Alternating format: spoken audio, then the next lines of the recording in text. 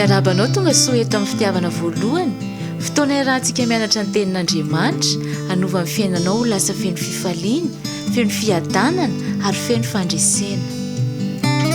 Tonga soa eto amin'ny fitiavana voalohany. Androantsika noho ilay video efa natombokontsika efa video anankiroa zay. Dia tamin'ny farantsika nijery ilay tenin'i Jesosy mahakasika ny hoe tsy maintsy hiteraky indray ny olona. Dia tao amin'izao toko fahatelo Jesosy ny tena niny hoe tsy maintsy hiteraky indray ny olona ozy izay afaka mahita ny fanjakan'Andriamanitra. Dia nazavaintsika tamin'iny mantsy hoe satria nateraky Adama no tonga antsika lasa mpanota. Dia mila teraky ny fanahintsika dia mahatonga antsika lasa manana natiora ny fanahy. Dia fantatsika mantsy hoe fahamarinana ilay izy hoe lasa marina. Dia nijery ten'Andriamanitra antsika tao amin'ny Romana toko 5 nampitahan'ilay hoe fahaterana voalohany ozy isika ny fahaterana tao amin'ny rano dia natonga fahafatesana, natonga fanamelohana. Fa ilay fahaterana faharoa, ilay fahaterana amin'ny fanahy, ilay fahaterana amin'ny Jesosy dia natonga fiainana, natonga fahamarinana, natonga antsika hoe lasa manjaka amin'ny fiainana.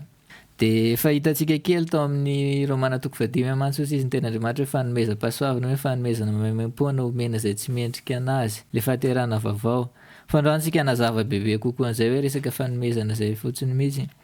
Dia ny lohateny video androany hoe famonjena. Dia misy an'ity fanoharana ity mantsy eo amin'ny lioko. Raha ohatra hoe vakintsika kely ilay fanoharana lioko toko 5:10. Ary hoy Jesosy, nisy lehilahy anankiray nanana zanaka amin'ny rahalahy. Ary hoy ilay zandriny tamin'indrainy, raiko omeo any anjara fananana tokony ho ahy. Dia nozarainy tamin'izy mirahalahy ny fananany. Ary noho ny afaka kelikely dia nangono ilay zandriny ny fananany rehetra ka lasa nakany tany lavitra izy. Dia nandany ny fananany tamin'ny fiveloman-dratsy tany. Ary efa laniny avokoa ny fananany rehetra dia nisy mosary mafy tamin'izany tany izany ka nahantra izy. Dia nandeha izy ka niankina tamin'ny tompon-tany anankiray tamin'izany tany izany ary dia nirahiny tany an-tsaha hiandry kisoa. Ary satry ny amen'ny kibony tamin'ny voankazo fihinan-kisoa fa tsy nisy nanome azy. Ary raha nody ny sainy dia hoy izy, indrisy somary ny olona karamainy raiko manan-kanina be dia be, fa izaho kosa maty mosary eto. Iainga dia hody any amin'ny raiko ka hanao aminy hoe, raiko efa nanota tamin'ny lanitra sy teo anatrenao aho, ka tsy mendrika tao hoe zanakao intsony,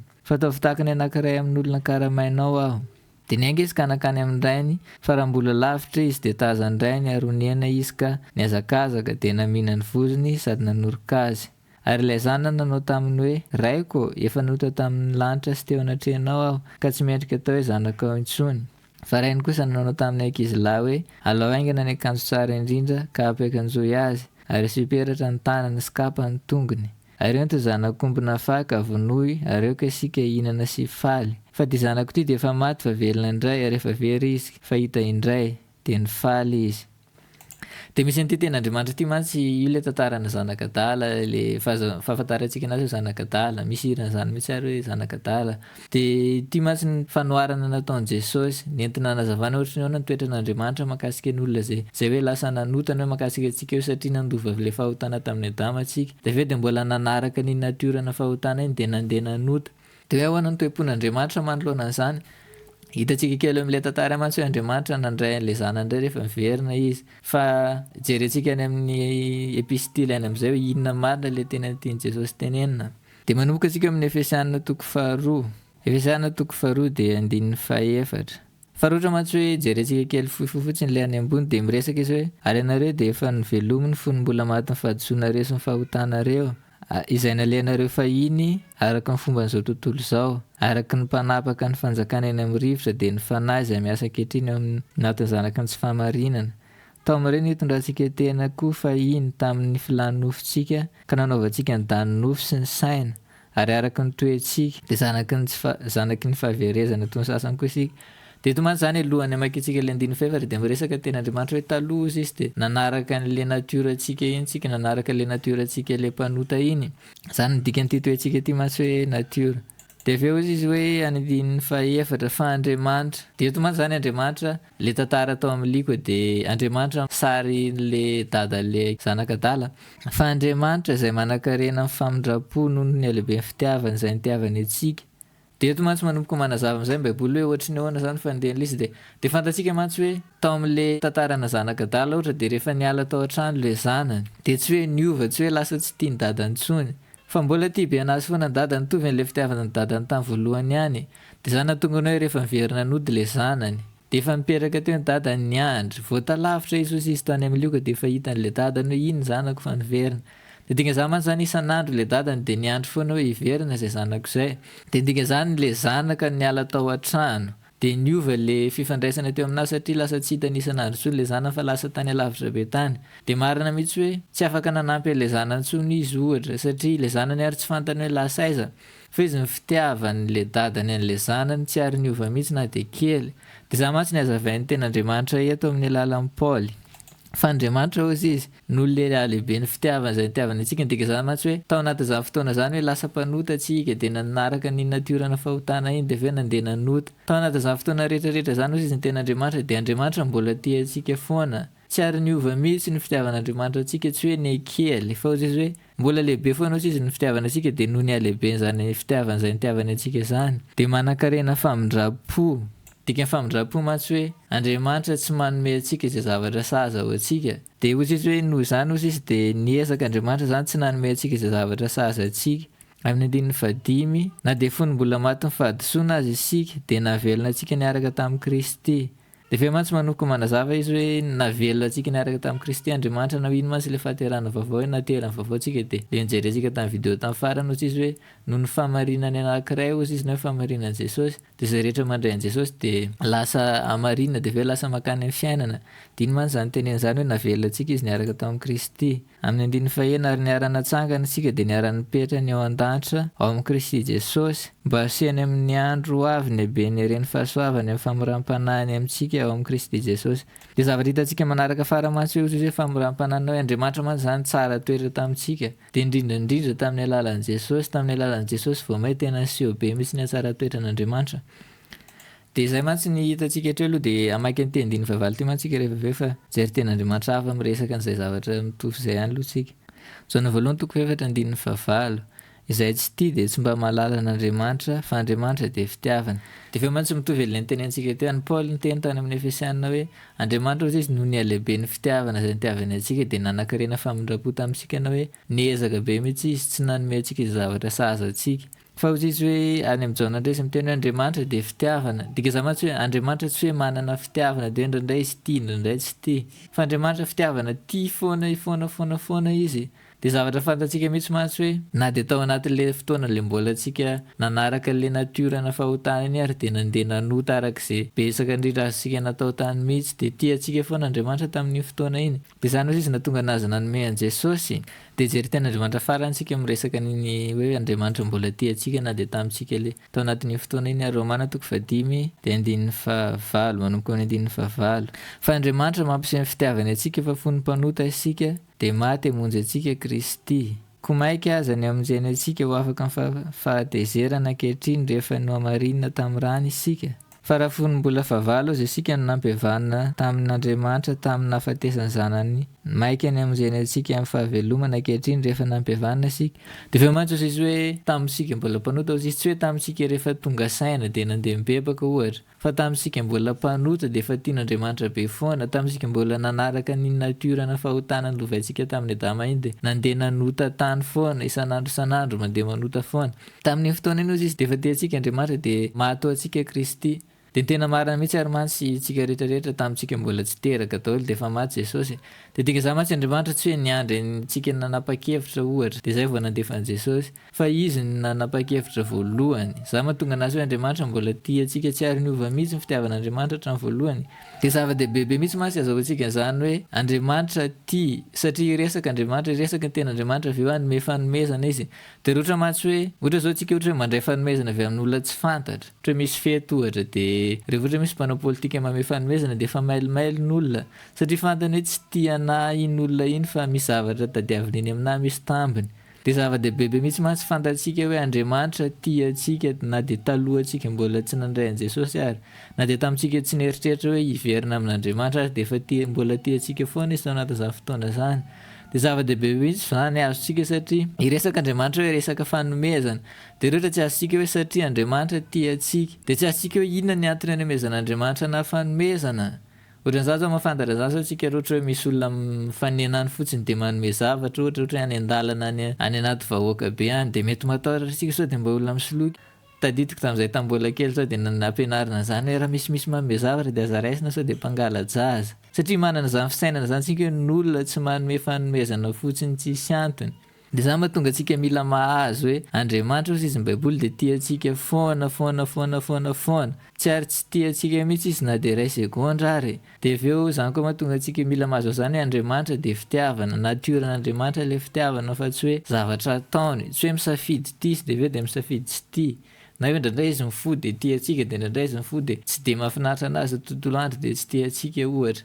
De mila azontsika be mihitsy zany hoe Andriamanitra tia anahy. De aveo am'zay azontsika hoe ohatrany hoe normal be raha ohatra hoe manome zavatra izy, ny zanako koa zao mahafantatra an'zany. Zao izy efa mahafantapantatra kely fa tamin'izy mbola kelikely. De isaky miresaka anazy hoe ohatra hoe miteny izy hoe neny mo tiako de hoe omeko zavatra, ny dikan'izany fahazoana anazy hoe rehefa tiana de hoe omena zavatra. De mila azontsika mihitsy zany hoe Andriamanitra tia antsika de tsy mahagaga raha ohatra hoe manome zavatra maimaim-poana izy. De ny ten'Andriamanitra vakitsika manaraka Jaona 3:9-12. De ty mantsy ten'Andriamanitra mety hoe anisan'ny ten'Andriamanitra malaza indrindra ao am-Baiboly. Fa toy izao ny tiavan'Andriamanitra izao tontolo izao. Amin'ny teny gasy zany iny fa jerentsika amin'ny Baiboly teny frantsay kely izy aveo. Nomeny ny zanany lahatokana mba tsy ho very zay rehetra mino azy fanana fiainana mandrakizay. De raha ohatra hoe jerentsika amin'ny Baiboly teny frantsay iny ohatra de matomboka amin'ny hoe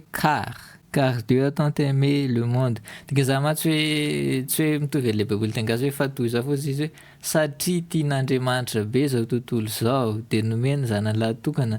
De manomboka miresaka am'zay mantsy zany Baiboly manomboka miresaka hoe zavatra hoe omena, miresaka hoe fanomezana. De mila azontsika ny antony hoe satria raha ohatra zany mieritreritra zany olona hoe misy miresaka hoe famanina zaho omena fanomezana de miresaka hoe satria ohatra hoe rahampivady ohatra hoe vadiko zao ohatra manome fanomezana na de valiteny ataony mety hoe satria ohatra hoe satria tiany aho ohatra. Zany zao mahatonga zany hoe rehefa Saint Valentin ohatra rehefa le fety mifankatia de be tonga-barotra na fanomezana be any amin'ny télé satria mahafantatra zany olona hoe ny olona mifankatia de mifanome fanomezana. De zany mihitsy de zany zavatra mila azontsika voalohany hoe satria tian'Andriamanitra antsika. Zao tontolo zao izy tsy hoe satria tian'Andriamanitra mpino fa satria tian'Andriamanitra daholo ny olona rehetra. De nomeny Jesosy na omeny zany lahatokana mba tsy ho very ozy izy rehetra mino azy fanana fiainana mandrakizay. De miresaka le zavatra nytenentsika maly tamin'ny vidéo farany mantsy zany hoe rehefa mino Jesosy ny olona de mandray ny famarinana avy amin'ny Jesosy iny de lasa manana fiainana. De zany am'izay mitondra antsika amin'le ten'Andriamanitra le tena hazavaintsika androany am'izay mantsy Efesiana 2:2. De 9:5 hoe mila azontsika tsara fotsiny zay famarinana anankiray zay hoe mba tonga antsika tsy gaga na tonga antsika lasa tafotoana. Fa misy olona mantsy tafotoana rehefa maheno an'izany hoe famonjena mora azo kely satria mieritreritra izy hoe famaninana moa zany nomena maimaim-poana fa tsy hoe za mila miasa. De azontsika izy raha azontsika le ten'Andriamanitra nazavaina hoe satria Andriamanitra tia be an'izao tontolo zao. Na mitovy le nazavain'i Paoly any amin'ny Efesiana hoe satria Andriamanitra tia be antsika de nanankarena famindram-po tamintsika. Na mitovy le tenen'i Jaona teo any hoe Andriamanitra mihitsy ozy izy de fitiavana. Tsy hoe ndraindray Andriamanitra tia, ndraindray Andriamanitra tsy tia. Fa zany mihitsy ny natiorany isan'andro isaky ny mahita an'Andriamanitra zany raha ohatra hoe olona tsotra Andriamanitra ohatra de hoe afaka mifanena any an-dalana. De mahazo antoka zany mihitsy isaka mahita anazy de tia be foana izy fa tsy hoe ndraindray tsy tia de ndraindray tia. Vakitsika am'izay Efesiana 2:2-5. Fa fahasoavana no namonjena anareo amin'ny finoana ary tsy avy aminareo zany fa fanomezana avy amin'Andriamanitra. Amin'ny 5 tsy avy amin'ny asa fa andreo isy rehare. De ny teny voalohany jerentsika mantsy hoe teny hoe fahasoavana mantsy teny tsy de fampiasa antsika andavanandro amin'ny teny gasy fa dikan'io raha ohatra hoe mijery amin'ny Baiboly teny frantsay sao tsika de miresaka hoe grâce. 5 car c'est par la grâce que vous êtes sauvés. Izy marina hoe fahasoavana nisan'ny dikan'ny fahasoavana mahazatra antsika hoe misy zavatra tsara mitranga. Fa tsy zany tena dikan'io fa ny dikan'io hoe fanomezana omena zay olona tsy mendrika. Ny anisan'ny misy fotoana misy grâce any zao rehefa ohatra hoe 26 ohatra de le misy le ohatra hoe manao misy grâce présidentielle de hoe manapa-kevitra ny filoham-pirenena hoe anena ny sazy ny olona any am-ponja. De ndika zany hoe le olona any am-ponja mendrika higadra ohatra hoe mendrika tokony higadra 10 taona. Fa misy grâce avy any amin'ny filoham-pirenena de hoe atao lasa 5 taona. Zany atao hoe grâce le olona mendrika tokony higadra 10 taona fa ena 5 taona.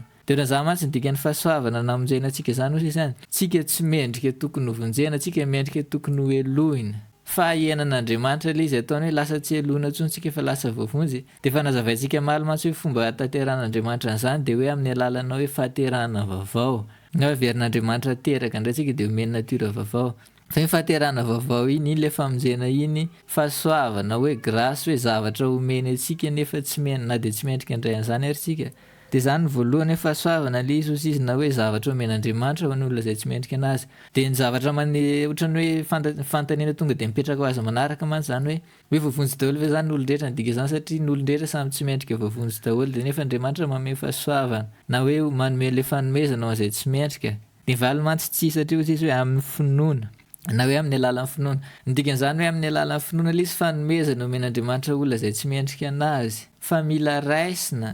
de zany mahatonga anazy hoe amin'ny alalan'ny finoana ny hoe amin'ny finoana le finoana iny no andraisana an'le fanomezana avy amin'Andriamanitra de dikan'izany zay olona rehetrarehetra de afaka ho voavonjy daholo fa tsy n'olon-drehetra ny voavonjy fa zay olona manaiky an'le fanomezana zay olona mandray ihany ohatran'izany zao ohatra rehefa misy fifidianana reny ohatra ny tanàna de misy propagande de misy ohatra mizara t-shirt mizara vary mizara zao de ohatra za zao tsy ary nahazo mihitsy ny antony tonga na tsy nahazo tsy hoe satria hoe za ratsy kokoa noho n'ololafa de hoe zay olona tsara be atao amin'ny fiarahamonina ihany nahazo fanomezana tamin'ny propagande satria za tsy tany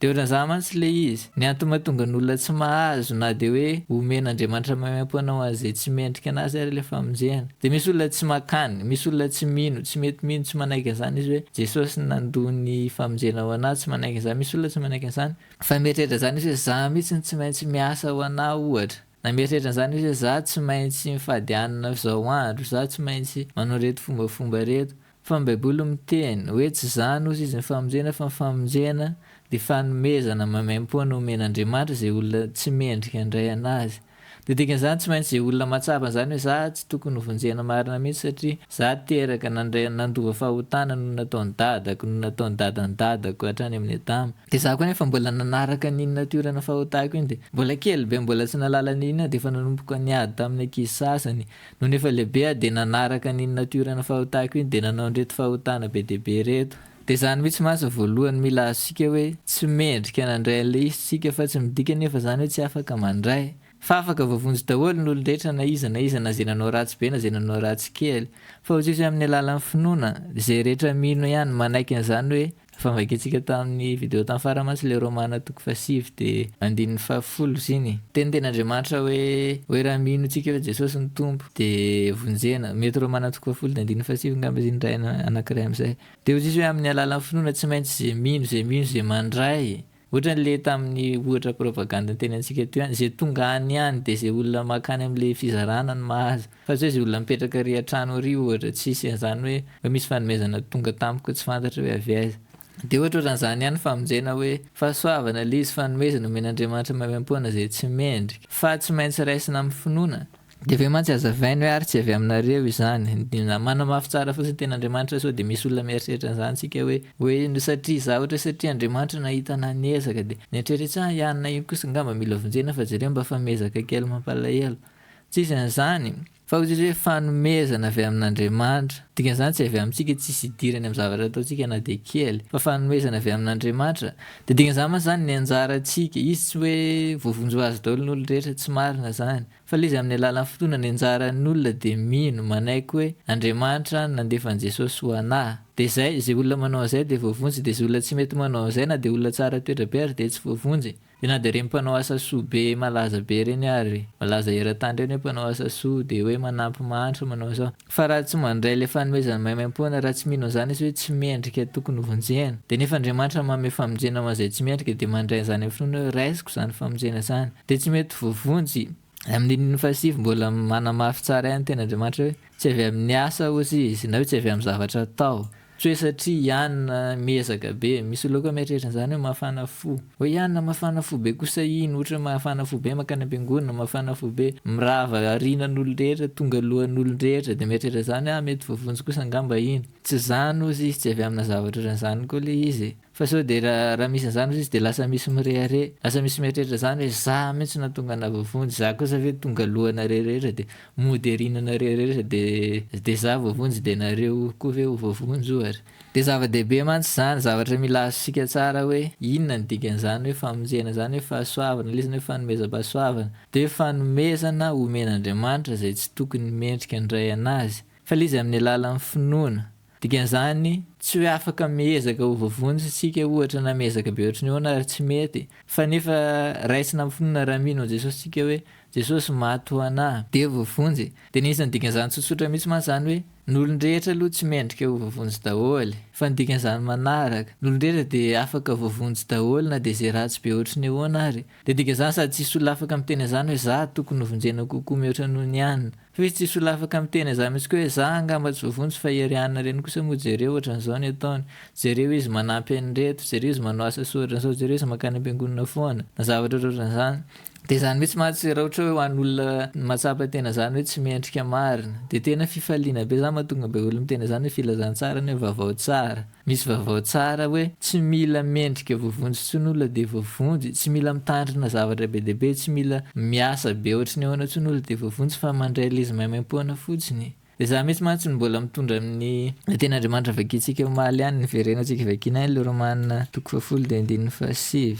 dia ozy izy ny ten'Andriamanitra hoe raha mandraiky an'i Jesosy ho tompontsika ka mino amin'ny fontsika hoe Andriamanitra nanangana anazy tamaty dia hovonjena tena hoe mbola mampirisika anao foana hoe raha ohatra hoe tsy azonao zany taloha ny heverinao hoe mila miezaka be ohatra na hoe mila manao andreto zay vao mety hoe voavonjy dia ny ten'Andriamanitra manazava an'izany mihitsy izao hoe possible daholo hoe afaka vonjena daholo n'olona zay olon-drehetra mahasamy mino an'izany zay olon-drehetra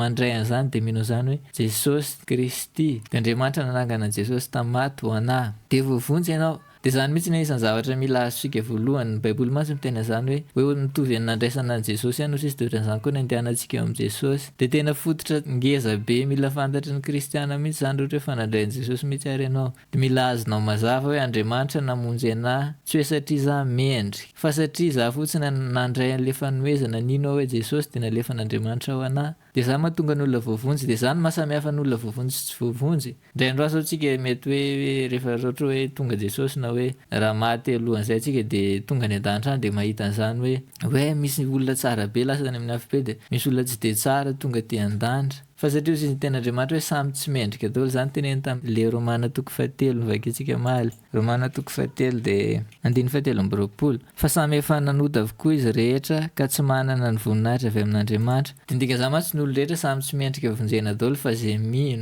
mino an' Jesosy dia zay manaiky an'izany hoe Andriamanitra hamonjy anahy maimam-poana dia reny olona reny vovonjy dia izany nampavovonjy anahy ohatra tsy hoe za tsara noho n'olo rehetra ny zavatra ohatran'izany fa nino fotsiny aho hoe Jesosy Andriamanitra nanangana an'i Jesosy tamaty dia nanaiky an'izany hoe Jesosy ny tompoko izany mihitsy ny tonga anahy hoe vovonjy mazava ho azy hoe mankany an-danitra rehefa maty fa za mihitsy koa nanokatra ny varavarana hoe lasa manana fifandraisana amin'Andriamanitra dia lasa miresaka aminah ohatra ny fanamasina dia lasa ampitoroa ny fanamasina zavatra lasa ampianarin'Andriamanitra ohatra ny ahoana ny atao rehefa miasa any am-piasana dia amin'izay mahazo fisondrotana ohatra ny ahoana ny atao rehefa mitady volana zavatra ohatran'izany dia izy mantsy manokatra an'ilay lalana hoe mifandray amin'Andriamanitra hoe lasa any an-danitra mazava ho azy rehefa maty na hoe rehefa tonga Jesosy dia miara-miakatra aminazy fa izy manokatra antsika mihitsy koa hoe lasa manana fiainana vaovao lasa mifandray amin'Andriamanitra dia lasa tafiombona amin'Andriamanitra dia manomboka ampianarana fanamasina zavatra dia zava-dehibe be fotsiny mihitsy mantsy hoe azontsika tsara izany hoe ilay izy tsy hoe satria tsika mendrika fa satria Andriamanitra ozy izy ny tsara toetra Andriamanitra tsara toetra tamintsika tao amin'i Jesosy izany dikan'ilay vakintsika tany amin'ny Efesiana